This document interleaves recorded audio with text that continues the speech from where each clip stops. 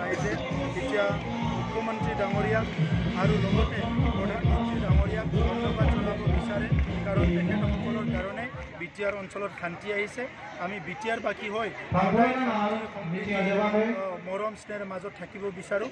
এই পৰিৱেশটো যে আজি আহিছে সেইটো চবচে ডাঙৰ কথা, আৰু সেইকাৰণে য'ত মিটিং হৈছে তাৰ হাজাৰ হাজাৰ লোক ওলাই আহিছে। নাঙলৰতো মিটিঙে দেখা নাই, বেলেগ দলতো মিটিঙে দেখা নাই। গতিকে এইকাৰণে মই কৈ আহিছিলোঁ যে এইটোৱে লাষ্ট নিৰ্বাচন, ছবিটো ৰাইজে দেখিবলৈ পাব।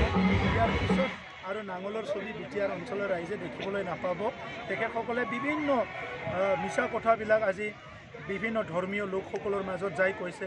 এটা সময়তো নিৰ্বাচনী প্ৰচাৰে এনেকুৱা আছিল যে UPPL BJP আহিলে ঘৰ জ্বলিব, মানুহ মৰিব, মানুহ মাৰিব, খেদি পঠাব। এইকাৰণে UPPL BJP ভোট দিব নালাগে, আমাকে ভোট দিয়ক বুলি প্ৰচাৰ চলাইছে।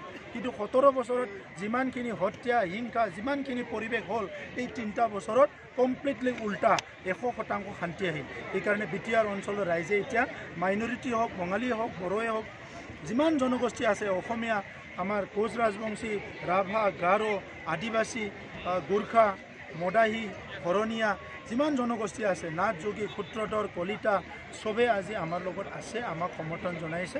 মই তেখেতসকলক আজি এই শেষ প্ৰচাৰৰ যিটো সভা, ইয়াত মই তেখেতসকলক ধন্যবাদ জনাইছোঁ। আৰু এনেকুৱা পৰিৱেশ ঈশ্বৰে সদায় ৰাখক, এনেকুৱা পৰিৱেশ বিটিআৰত সদায় থাকক। বিটিআৰত বসবাস কৰা সকলো জাতি জনগোষ্ঠী শান্তি আৰু নিৰাপত্তাত সদায় থাকে, এইটোকে মই প্ৰাৰ্থনা কৰিছোঁ। আৰু এই নিৰ্বাচনত আমাক প্ৰথম দিনাৰ পৰা এতিয়ালৈকে বহুতে সহযোগ কৰিলে, এই সহযোগ কৰা সকলক ধন্যবাদ জনাইছোঁ।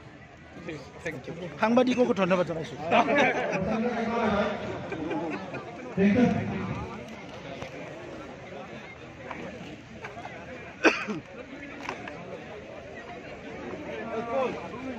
ইমৰান